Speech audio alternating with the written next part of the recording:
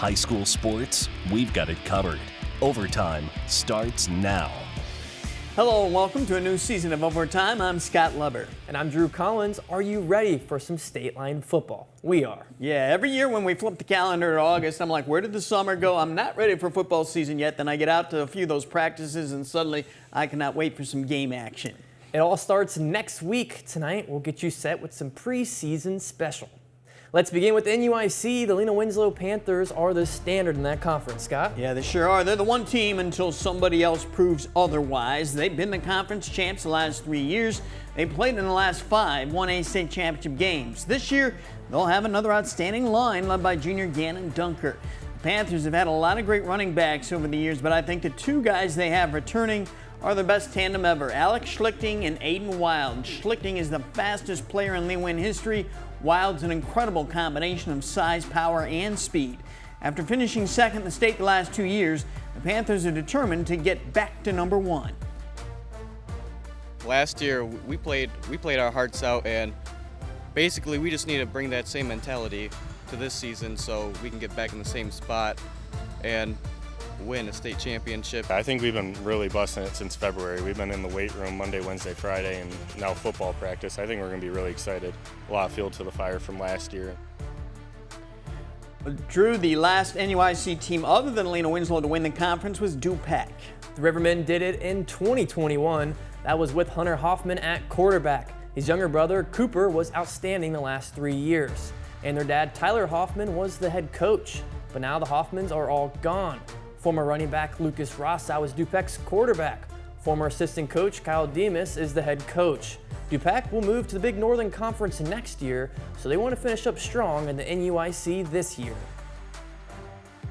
Regardless of how this season goes, we'll have a legacy in the NUIC as the last team.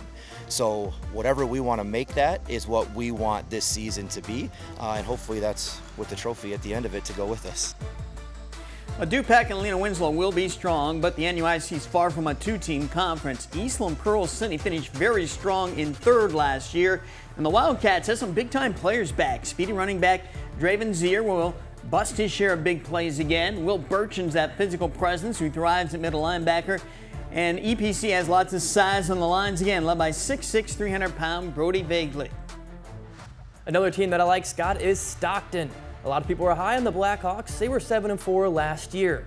2 of their losses were to Lena Winslow, and they gave Lee Win a battle in their regular season game. Stockton will be a very physical team again this year and experienced. Eli Larson is one of the many players to watch on this team. The state wrestling champion is a big-time player at tight end and on the defensive line. Galena should be very good again this year also. Yeah, and we'll see if Forreston can rise back up after a down year last year for them. The same goes for Dakota. I think there's going to be some real battles in this conference this year when the first 4 teams that we mentioned, Lena Winslow, DuPac, EPC, and Stockton, when they go head-to-head. Now, here are a few more top players to watch in the NUIC who we haven't mentioned yet. DuPac linebacker Justin Anderson, EPC tight end and edge Zy Haverland, Forreston lineman Hunter DeWall, Galena quarterback Roman Romer, and Stockton running back linebacker Mark Detweiler. Let's turn to the Big Northern Conference, and that team in black and orange, Byron, is a team that everyone's trying to catch up to. The Tigers could have made it back-to-back state champions last year in Class 3A, but they came up just short in the playoffs against a team that won state, Lombard Montini. The Tigers have so much talent back at the skill positions, it's frightening. We've got Andrew Tauber, Caden Constein, Caden McGow, JJ Edmondson, and Dawson Criddle. They might need to play with 2 or 3 footballs so that all the guys can get enough touches. Scott, do the Tigers have a weakness this year? No. Even their water boys and ball boys are fast. That's true because their last names are Constantine and Boyer. But I am curious to see how Byron's offensive and defensive lines do. I know they're going to be good, but how good? I mean, they're following in the footsteps of what I believe was the greatest offensive line in Byron history last year, and that's saying a lot. Now, Caden Constantine, he feels good about the guys up front, so I'll take his word for it. Here's Caden. Obviously, everyone's talking about the line, how we're young on the line, but, you know, they've done a good job of these scrimmages. They've been working hard. Coach Boyer, Coach Wilmarth have been working with them, and, you know, they're the best at what they do. They're going to get them ready to play a football game. The Dixon Dukes nearly knocked off Byron last year in what was easily the best game in the season in the Big Northern. A lot of people are high on the Dukes again this year, even though they graduated quarterback Colin Shaner, plus a couple more stars, Eli Davidson and Tyson Damman. but the Dukes could be just as strong as they were last year. They have maybe the most elusive player in the conference, running back Landon Carnegie. We saw him rip off some amazing runs last year. Against Lutheran, he rushed for 335 yards. Junior Jagger Kemp takes over at quarterback this year. Stillman Valley made the playoffs last year in Class 3A. The Cardinals graduated their entire starting offensive line. They also have to replace their starting quarterback, their top rushers, and 2 great linebackers. Brendan Pittman will be their quarterback, Bryson Vatch, Caden Gosh, and Brady Stewart will be their top running backs. They lost senior lineman Cale Kleinschmidt to a knee injury, and that's a big blow. But come late October, the Cardinals will be probably punching their ticket to the playoffs once again. North Boone was stung by injuries last year, especially at quarterback. They hung in there, though, with a young team, and now they're in position to make a big rebound. They have a great two-way player in tight end and defensive end Brad Dahl. He's 6'4", 225 pounds. Junior running back linebacker Connor Chamberlain is terrific, and the Vikings have a new head coach. North Boone alum Brett Frederick is back. Now, I don't know anybody anywhere who has a bad thing to say about Coach Frederick. He's had head coaching staffs stints before at both Pecatonica and Rockford Christian. Now, the Oregon Hawks also had some injury issues last year, but they still got into the playoffs for the second straight year. They looked good when I saw them in practice last week. Brock Kundert's done a heck of a job of that program since taking over 3 years ago. The Hawks have great overall team speed this year, led by senior running back Cooper Johnson and receiver DB Keaton Salisbury. Now, Lutheran has a new head coach this year in Don Lee and a new offense, but the Crusaders, they got crushed by losing a lot of excellent transfer players.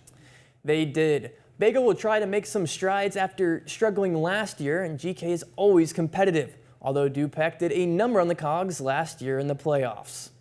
Here are some more players to watch in the Big Northern who haven't been mentioned yet. Dixon defensive lineman Jaden Neal, Genoa linebacker Owen Zacard, Lutheran quarterback Richard Anderson, Oregon linebacker Jacob Moser, and North Boone's sophomore slotback Josiah Howard. He's going to be a playmaker these next 3 seasons. And you Nick 10 guys, you're on deck. And so is Tim Bailey. Our guy is back and ready to discuss Nick 10 football with us next, right here on a new season of Overtime.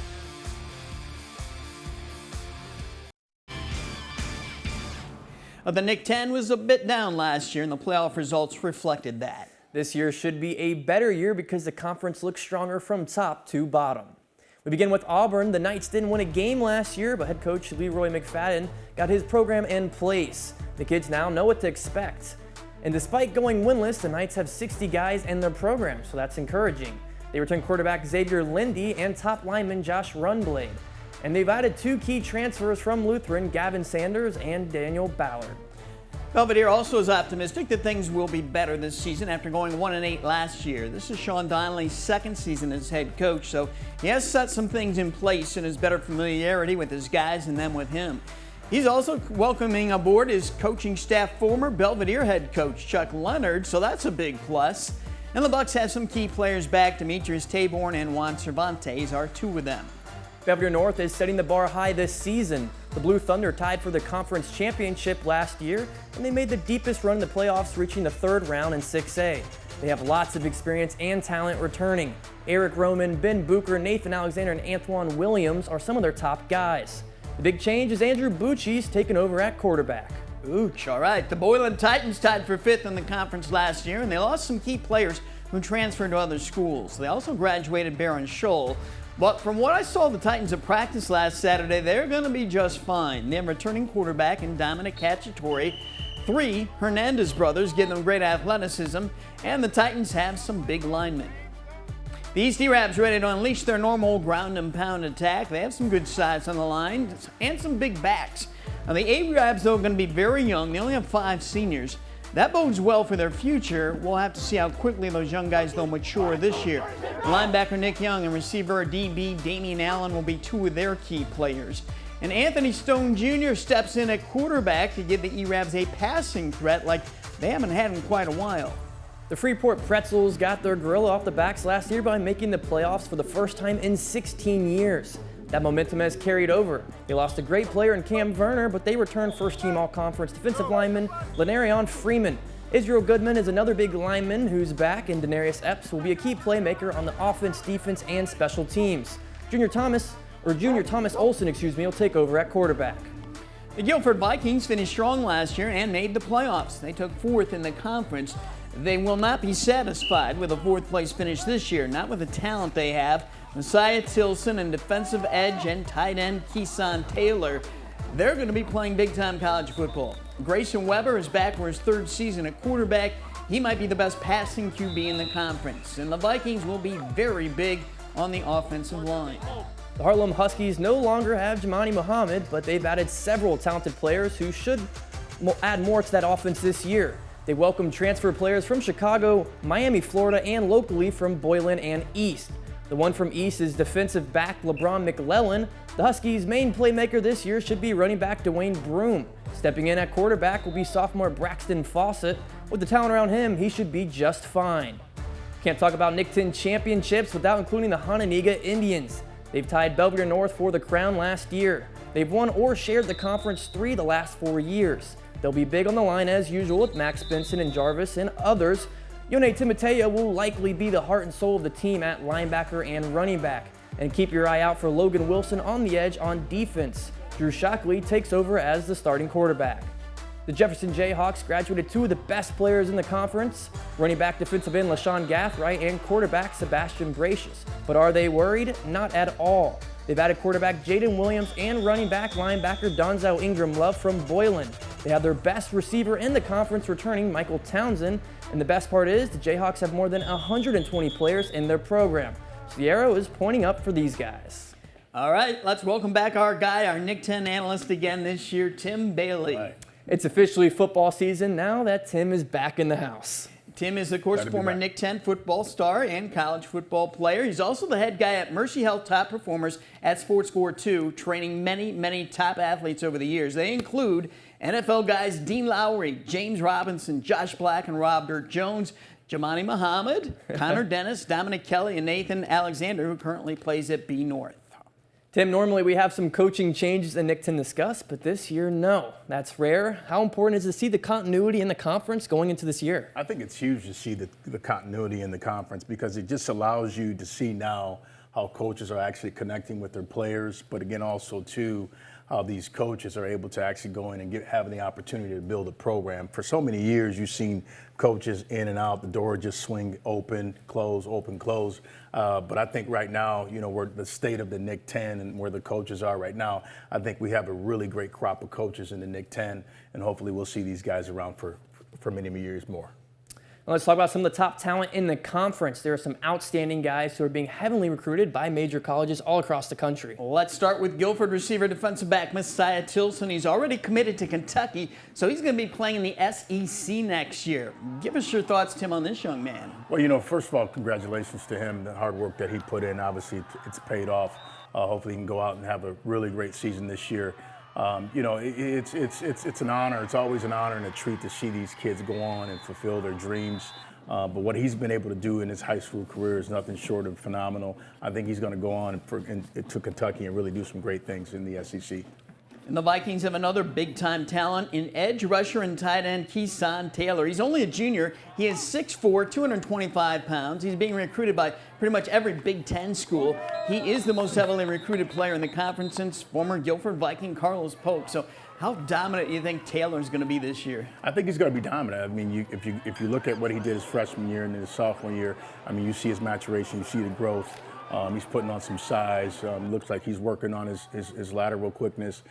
He's working on his point of attack. When he gets up the ball, he gets to the actual offensive lineman. Better yet, he gets by the offensive lineman, as you see here in this video. And he's able to really just utilize his athleticism. His stature, phenomenal. I think that's what a lot of schools are actually attracted to, his stature, but also to his athleticism. So it's going to be interesting to see what type of season he has this year and how he continues to evolve to give himself a bigger opportunity. Here's another guy who has a lot of Division I colleges would love to have, Harlem defensive back Jackson Cook. He's only a junior. He had 8 interceptions last year. 3 went back for touchdowns. Tim, you know about great defensive back play. How impressive is Cook? Cook, man, I tell you, he's a heck of a player. I think what he did over there at Harlem last year as a sophomore, was nothing short of sensational. He's just he'll continue to maturate and get better. I think he's going to really have a breakout year this year. I know he had one last year, but I think he's going to really show us his ceiling again this year as he continues to climb. So, I expect him to come out this year and really do some big things for Harlem on the offense and defense. And there's two guys at Belvedere North who have wowed us the last couple seasons, linebacker Eric Roman and running back cornerback Ben Bucher. Roman was the NIC 10's defensive MVP last year as a junior. Bucher's almost impossible to catch when he gets into the open field. He is committed already to Navy. Tim, what a great 1-2 punch North has with these guys. Absolutely. These two here, what they did last year, they've been doing this pretty much ever since they were freshmen. I know Roman played on the varsity as a freshman. But now you get these two together. Last year we saw what they can do when they're on the field. I can only imagine what they're going to do this year. I'm pretty sure they took the off season seriously, which all athletes should in my book. And it's going to be interesting to see what they do again. Can they make magic in 2025? And my answer is yes, I think they can. It's going to be fun watching all those guys play. Let's take a quick break. We're going to come back, talk more with Tim about some of those key transfer players in the conference.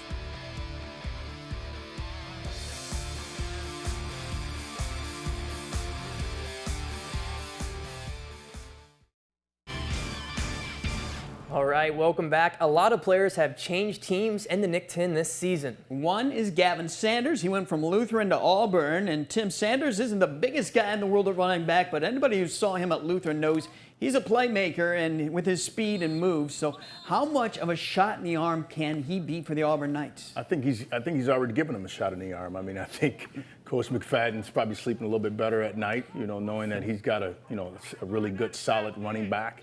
In Sanders. I think Sanders is going to really do some really good things. A lot of people are talking about, can he make the transition from a small school to, the NIC 10 conference? And my answer is yes. I think he can do it. He reminds me a little bit of Jamani Muhammad when he gets in the open field and how elusive he is at that running back spot. So I know Coach McFadden's really happy, excited, and I think he's going to utilize him to the best of his ability.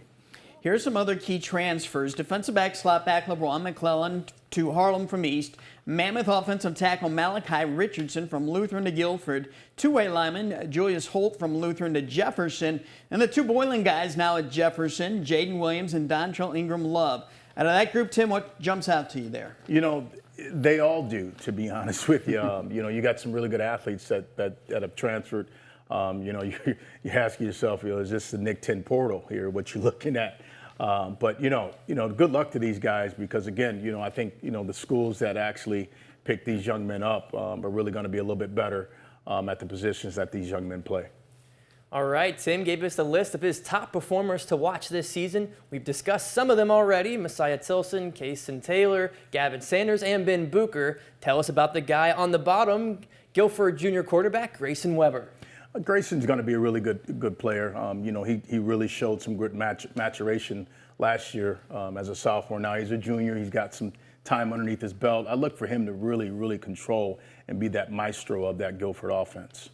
All right, let's get in now to our top teams for this year. Tim, here's your top five. Explain yourself. This is it. Belvedere North, what can you say about Belvedere North? Coach Beck and the staff has done a phenomenal job of making sure each and every year, they're ready to go out and compete.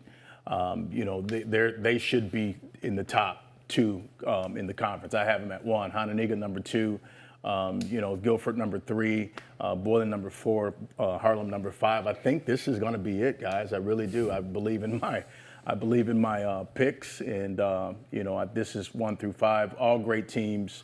But I think Belvedere North should come away with the conference this year. All right, let's see what Drew has here. I agree with you. Top dog, give me B North. Studs all over the place. Got to give Hano number 2. Hey, the last 4 years, got to put them up there, give them the respect. Guilford, we talked about all the talent they have, incredible talent. Right. Harlem, I think, are going to turn some heads. They are loaded with a bunch of transfers. We'll see about that. And Jefferson, put some respect on Jefferson this year. I think they can They're easily. making strides. Yes, They're making strides. Do not be shocked. They decide the top 5. I have full belief in the Jayhawks. All right, let's see who I picked. It's unanimous. We've all got Belvedere North, so we just put a big target on B North.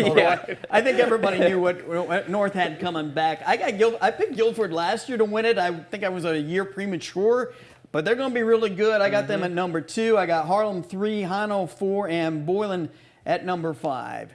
So, all right, folks, if you want more from Tim on Nick 10 Football, check out the Bailey Pod. You can find it on YouTube every Thursday. Each week, he'll be talking with coaches and key players. This coming week, he's going to be joined by Matt Trowbridge, and they'll continue to preview the Nick 10 and have their top 10 list of players. Tim, it's going to be another fun season. Thank you so much, and we can't wait to see you next week. Appreciate you guys. All right, we have more to come, including the Rochelle Hubs. The Rochelle Hubs had a great season last year. They went 10-2 and reached the third round of the playoffs in Class 5A. They were knocked out by the eventual state champions, Nazareth Academy. The Hubs returned a lot of talent. Junior running back Dylan Manning rushed for more than 1,200 yards last season. Roman Villalobos topped 1,000 yards at fullback. They have a big 6'7" tight end Warren Schweitzer. He's been recruited by Division I schools. Adam Kobos will anchor the offensive line. In 8-player football, the Amboy Clippers will try to pull off a three-peat. They've won the state championship the last 2 years, but their biggest rivals, Milledgeville and Polo, are going to be coming after them once again. South Beloit will be trying to make the playoffs for a 5th straight year under new head coach Josh Radisky. We'll be right back.